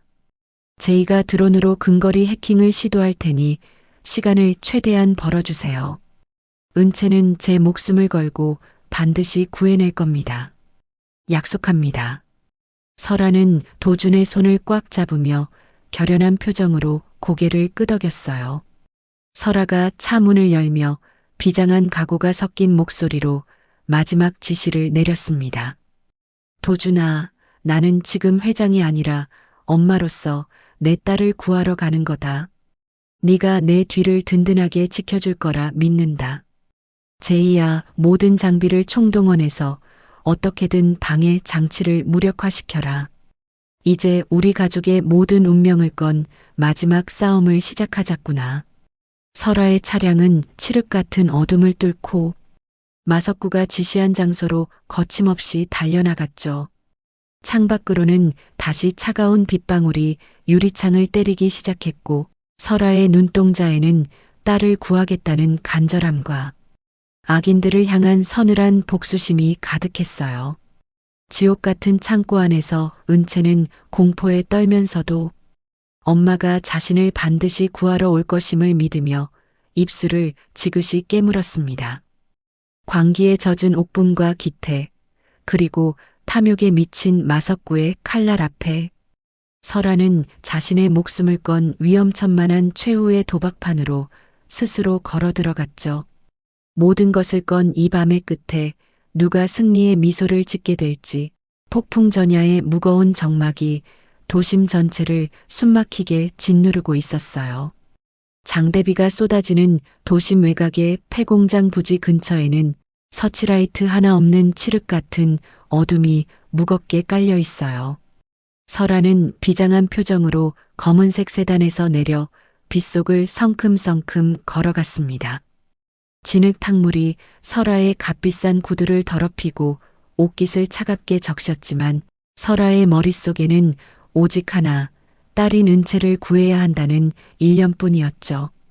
약속 장소인 낡은 컨테이너 앞에 서자 기다렸다는 듯 문이 열리며 마석구가 부하들을 대동하고 나타났어요. 마석구가 비릿한 웃음을 지으며 설아를 위아래로 훑어보고는 비아냥거렸습니다. 역시 설원그룹의 한설아 회장님답네. 배짱 하나는 알아줘야겠어. 딸 목숨 앞에서는 그 잘난 자존심도 다 던지고 여기까지 혼자 나타나고 말이야. 자, 내가 시킨 서류들은 다 챙겨왔겠지? 시간이 1분 지날 때마다 은채 손가락이 하나씩 위험해질 텐데 말이야. 어서 내놔. 설아는 품속에서 두툼한 가죽 가방을 꺼내 보이며 차가운 목소리로 대답했죠.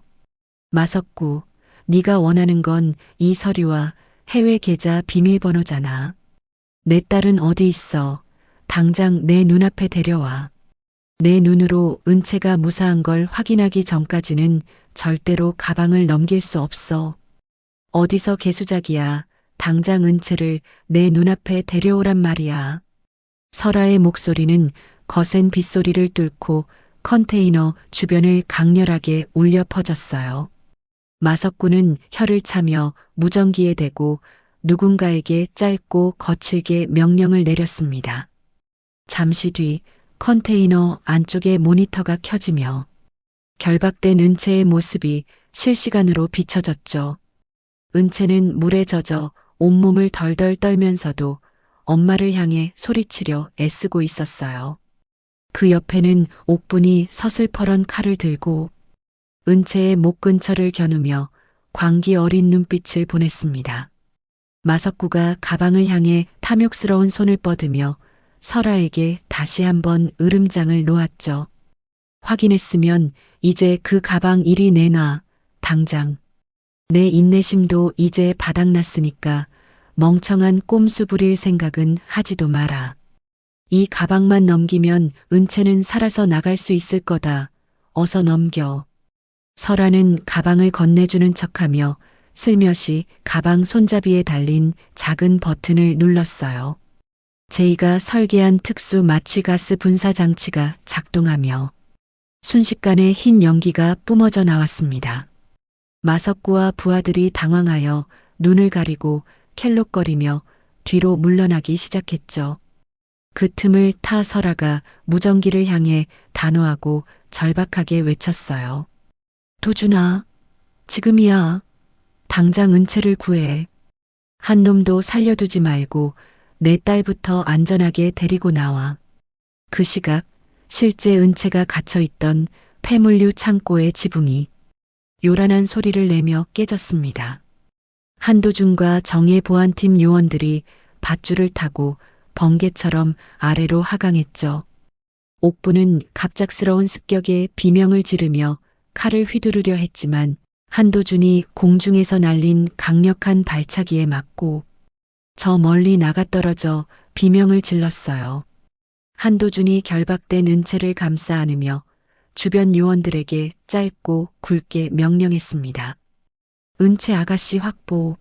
주변에 있는 자들 전부 생포해라. 한 놈도 빠져나가지 못하게 통로를 전부 차단하고 저 여편니가 헛소리 못하게 당장 수갑 채워. 은채는 결박이 풀리자마자 한도준의 품에 안겨 참았던 눈물을 왈칵 터뜨렸죠. 은채가 떨리는 목소리로 한도준의 옷자락을 붙잡으며 다급하게 물었어요. 삼촌, 엄마는요? 엄마는 괜찮은 거예요? 마석구가 엄마를 해치려고 함정을 판 것 같아요. 제발 엄마를 도와주세요. 나 때문에 엄마가 잘못되면 저는 정말 살 수가 없어요. 한도준은 은채의 어깨를 든든하게 다독이며 다시금 매서운 눈빛으로 주변을 살폈습니다. 한도준이 무전기에 대고 상황을 보고하며 은채에게 대답했죠. 걱정 마라, 은채야. 누님 곁에는 우리 정예 요원들이 이미 매복해 있다.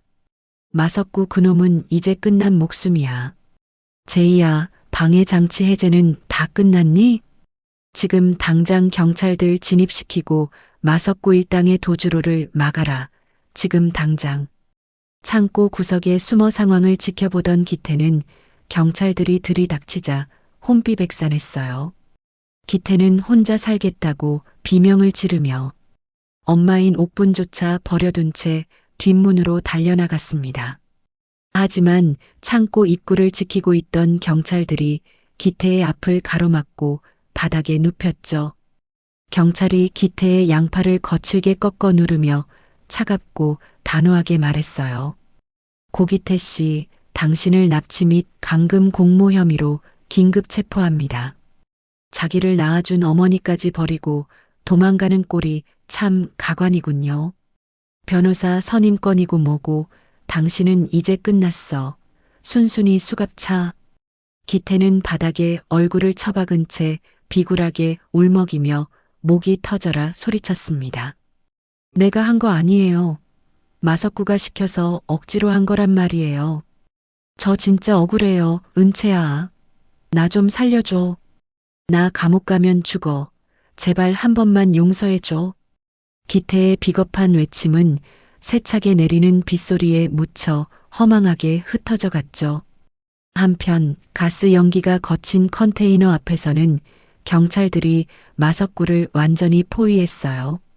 마석구는 끝까지 저항하려 가슴팍에서 권총을 꺼내려 했지만 설아의 등 뒤에서 나타난 잠복 경찰들이 마석구의 손목을 단숨에 제압했습니다. 설아가 빗물에 젖은 머리카락을 쓸어 넘기며 마석구에게 천천히 다가갔죠. 설아가 분노와 멸시가 섞인 목소리로 마석구에게 강하게 쏘아붙였어요. 마석구, 너 같은 인간이 우리 가족을 무너뜨릴 수 있을 거라 생각했니? 내 탐욕이 오늘 너를 이 차가운 수갑 속으로 끌어들인 거다. 평생 감옥에서 네가 저지른 추악한 죗값을 치르며 썩어가거라. 다시는 이 세상 빛을 보지 못하게 만들어줄 테니까. 마석구는 수갑이 채워진 채 바닥에 가래침을 뱉으며 설아를 죽일 듯 노려봤습니다. 마석구가 광기 서린 눈으로 낄낄대며 큰 소리로 웃어댔죠. 한설아, 네가 이긴 것 같지? 세상 참 우습게 돌아가는구나.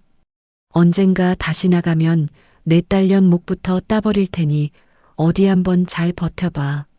나는 절대로 여기서 끝나지 않아. 반드시 다시 돌아온다. 하지만 마석구의 위협은 제이가 보낸 결정적인 소식 한 방에 와르르 무너졌어요. 제이가 현장에 도착해 노트북을 펼쳐 보이며 마석구를 한심하게 쳐다봤습니다.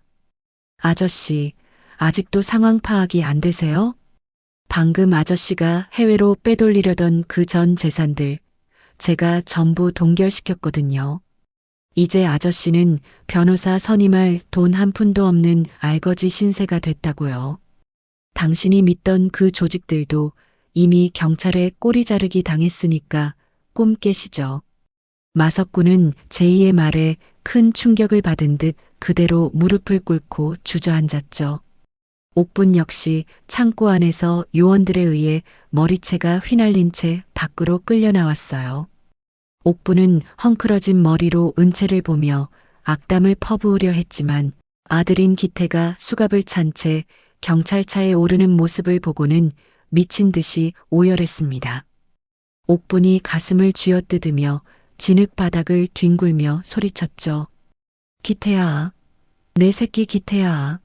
너희가 감히 내 아들을 잡아가. 이 나쁜 년들아, 내 아들 살려내라. 우리가 무슨 잘못을 했다고 이래. 우리가 억울해서 어떻게 살아, 이 도둑년들아. 은채는 옥분의 절규를 지켜보며 연민 대신 차가운 냉소만을 보냈어요. 은채가 옥분에게 다가가 낮은 목소리로 단호하고 분명하게 말했습니다. 아줌마 마지막까지 정말 추하고 역겨우시네요. 당신 아들이 당신을 쓰레기처럼 버리고 도망가는 거 두 눈으로 보셨잖아요. 당신들이 비웃었던 우리 엄마와 나의 소박한 삶이 당신들의 그 천박한 욕심보다 수천 배는 더 고귀하다는 걸 이제 아시겠어요? 비가 점차 잦아들고 새벽 공기가 선선하게 불어오기 시작했죠. 설아와 은채는 경찰서 앞 마당에서 드디어 서로의 얼굴을 마주보게 되었어요. 설아가 은채를 품에 꼭 안으며 흐느끼는 목소리로 간절하게 말했습니다. 은채야, 정말 미안하다. 이 못난 엄마를 용서해다오. 나 때문에 네가 이런 끔찍한 일을 겪게 해서 정말 가슴이 찢어지는 줄 알았어. 이제 다 끝났다. 우리 딸, 이제 다시는 무서운 일 없게 엄마가 꼭 지켜줄게. 은채는 엄마의 따뜻한 품 안에서 안도의 숨을 내쉬며 고개를 저었죠. 은채가 엄마의 젖은 얼굴을 손으로 닦아주며 밝게 웃으며 대답했어요. 아니에요. 엄마, 저는 정말 괜찮아요. 울지 마세요. 저 이번에 정말 많이 배웠어요. 우리가 얼마나 소중한지도요. 이제 그 나쁜 사람들 다 벌 받게 됐으니까 우리 이제 진짜 행복하게 살아요. 엄마랑 나랑 맛있는 거 먹으러 가요. 삼촌이랑 제이랑 다 같이요. 한도준은 조카와 누나의 재회를 흐뭇하게 바라보며 보안 요원들에게 철수 명령을 내렸습니다.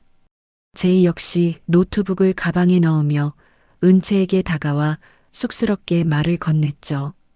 은채야, 정말 다행이야. 너 얼굴 보니까 이제 살 것 같다. 너 잘못됐으면 나 정말 이 세상 전부 다 해킹해서 망가뜨렸을 거야. 이제 마음 편히 쉬어. 내가 내 주변 경호는 예전보다 100배는 더 신경 쓸게. 모든 위험 요소가 사라진 뒤 현장에는 정의로운 승리의 기운이 가득 감돌았어요. 납치와 폭력으로 모든 것을 되찾으려 했던 악인들은 결국 자신들이 판 함정에 빠져 스스로를 파멸의 구렁텅이로 몰아넣었습니다. 설아는 딸의 손을 꼭 잡고 경찰서를 나오며 저 멀리 떠오르는 새벽녘의 희미한 빛을 고요하게 응시했죠. 그 빛은 길었던 어둠의 터널을 지나온 모녀에게 보내는 세상의 따뜻한 축복이자 새로운 시작을 알리는 희망의 신호탄이었어요. 두 사람은 서로를 향해 미소 지으며 더 이상 누군가의 비웃음에 상처받지 않는 단단한 마음으로 발걸음을 옮겼습니다. 가장 낮은 곳에서 겪은 수모가 가장 높은 곳에서의 정의로운 결말로 완성되는 순간이었죠. 모든 악연의 고리는 끊어졌고 오직 진실한 사랑과 신뢰만이 남았어요. 모든 폭풍우가 지나가고 세상이 다시 평온한 빛을 되찾은 지도 어느덧 1년이라는 시간이 훌쩍 흘러갔어요. 1년 전 모녀가 무시당하며 걸어 들어왔던 라온 호텔의 대연회장은 오늘 그 어느 때보다 화려하고 웅장한 꽃장식으로 가득 채워져 있습니다. 설원그룹의 새로운 회장으로 취임하는 은채를 축하하기 위해 정계와 재계의 거물들이 앞다투어 연회장 안으로 모여들고 있죠. 은채는 아빠가 남겨주신 은색 시계를 손목에 정성스럽게 차고 우아하면서도 단호한 눈빛으로 거울 속의 자신을 조심스럽게 응시했어요. 그때 정장을 말끔하게 차려입은 제이가 대기실 문을 두드리며 들어왔습니다. 제이가 은채에게 다가와 눈부신 미소를 지으며 다정하게 말을 건넸죠. 은채야, 아니 이제 강은채 회장님이라고 불러야 하나?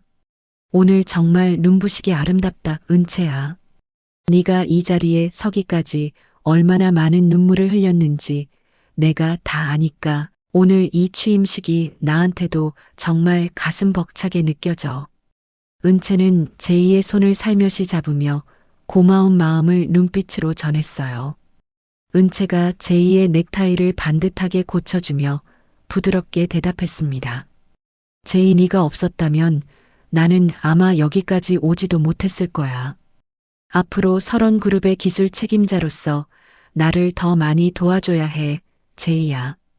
그리고 우리 아빠의 이름을 딴 장학재단 사업도 네가 말했던 대로 투명하고 정직하게 운영할 수 있게 곁에서 지켜봐줘. 제이는 은채의 손등에 가벼운 입맞춤을 남기며 든든한 목소리로 말을 이었죠. 걱정 마, 내 실력 알잖아. 세상에 그 어떤 나쁜 해커도 우리 재단의 돈을 건드리지 못하게 내가 다 막아줄게. 자, 이제 시간 다 됐다, 은채야. 세상에서 가장 멋진 회장님의 모습을 사람들에게 보여주러 가자. 내가 내 뒤를 든든하게 지키고 있을게. 은채는 제이와 함께 연회장 문을 열고 당당하게 걸어 나갔어요. 수백 명의 하객이 일제히 일어나 박수를 보냈고 은채는 단상 위에서 낮은 곳을 살피는 경영을 하겠노라 힘차게 선언했습니다. 단상 아래에서 이를 지켜보던 설아는 손수건으로 눈가를 훔치며 미소 지었죠. 취임식이 끝난 후 호텔 근처의 한적한 골목 안쪽에는 향긋한 꽃냄새가 가득한 작은 꽃집 하나가 자리를 잡고 있어요. 일선에서 물러난 설아는 앞치마를 두르고 꽃가지들을 정성스럽게 다듬고 있었습니다. 그때 취임식을 마친 은채가 꽃집 문을 열고 밝은 목소리로 들어왔죠. 엄마, 저 왔어요. 취임식 무사히 잘 끝냈어요. 삼촌이랑 제이도 밖에서 기다리고 있는데 엄마가 제일 좋아하시는 프리지어 꽃다발 만들어서 같이 가요. 엄마.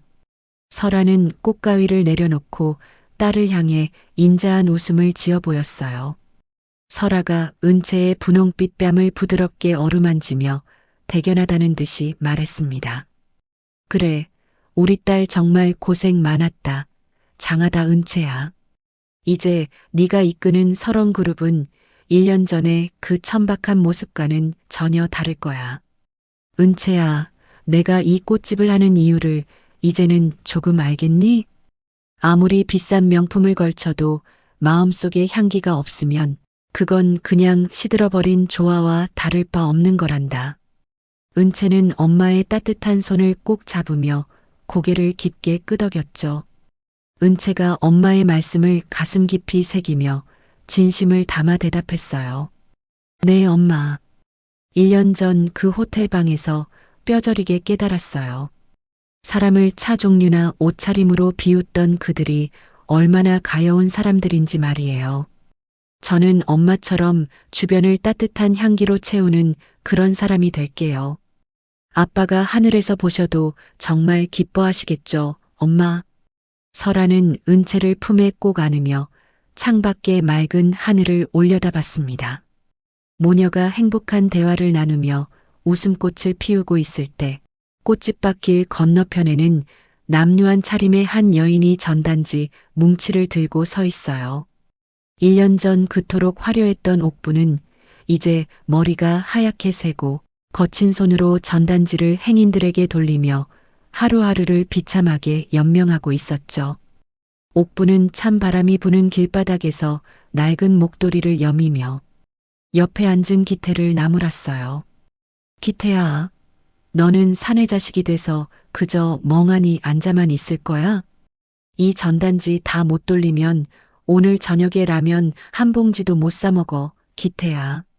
어쩌다가 우리 집안이 이 지경이 됐는지 정말 꿈만 같구나.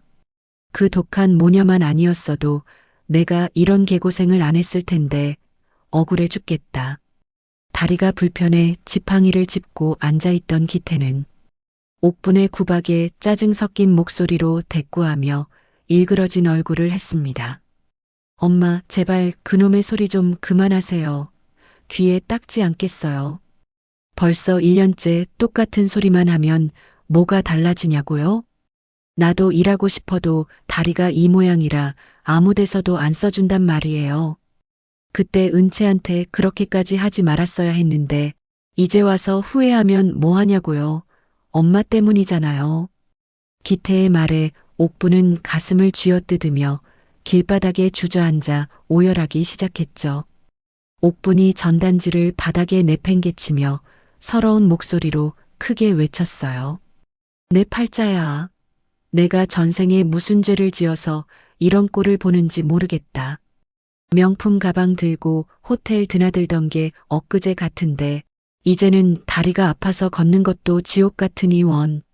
저기 저 화려한 호텔 전광판 좀 봐라. 저게 다 우리 거였어야 했는데 기태야. 옥분의 손가락이 가리킨 호텔 대형 전광판에는 은채의 취임 소식과 설원그룹의 사회공헌 소식이 화려하게 빛나고 있었어요. 옥부는 전광판 속 은채의 당당한 모습을 보며 넋을 놓았지만 지나가던 행인들은 남루한 차림의 옥분을 피하며 짜증 섞인 목소리를 냈습니다. 한 행인이 전단지를 돌리려는 옥분을 거칠게 밀치며 소리쳤죠. 아줌마, 여기서 이렇게 통곡하고 있으면 길 막히잖아요. 정신 사나우니까 저기 구석으로 가서 우시든지 하세요. 아줌마. 멀쩡하게 생겨서 외길 한복판에서 이러고 계신데 정말 재수가 없으려니. 옥부는 행인의 무시 섞인 발언에 대꾸도 하지 못한 채 고개를 푹 숙이고 바닥에 떨어진 전단지를 주섬주섬 다시 모았어요. 1년 전 은채 모녀가 호텔로 걸어올 때 자신들이 던졌던 비웃음이 이제는 수만 배의 무게가 되어 자신의 어깨를 짓누르고 있다는 사실을 옥부는 이제야 뼈저리게 느끼며 마른 눈물을 훔쳤습니다. 어느덧 해가 뉘엿뉘엿 지고 세상이 붉은 노을로 물드는 평화로운 저녁이에요. 은채와 설아는 꽃집 문을 잠그고 산책로를 따라 천천히 걷기 시작했죠. 두 사람은 1년 전처럼 여전히 화려하지 않은 수수한 차림이었지만 그들의 발걸음은 그 어느 때보다 가볍고 당당하게 대지를 밟았어요.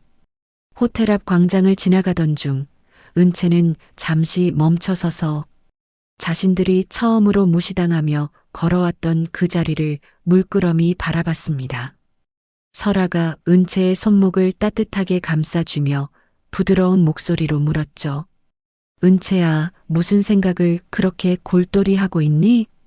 혹시 다시 그때의 서러운 기억이 떠올라서 마음이 아픈 거니, 은채야?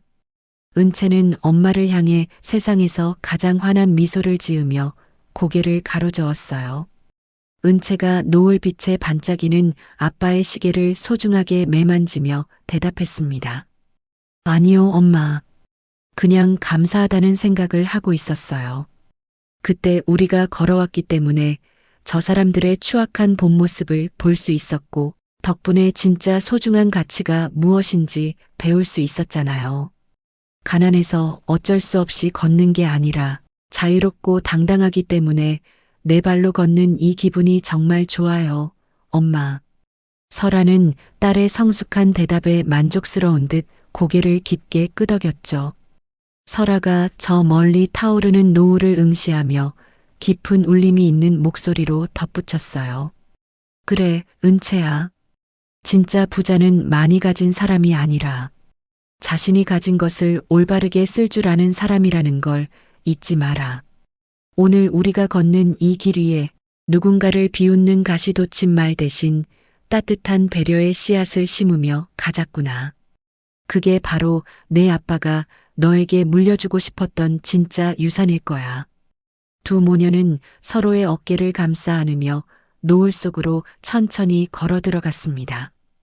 뒤편에서는 여전히 옥분의 초라한 곡소리가 희미하게 들려왔지만 은채와 설아의 당당한 발걸음 소리에 묻혀 곧 흔적도 없이 사라졌죠.